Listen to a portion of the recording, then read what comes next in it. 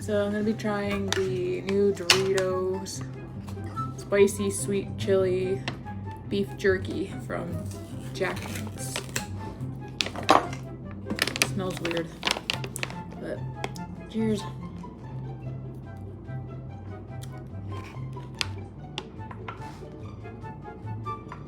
It has a weird taste.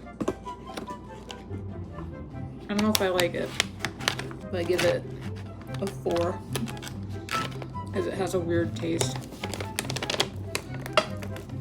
Yeah, it's not bad, but it has a weird flavor taste. So it's a solid 4.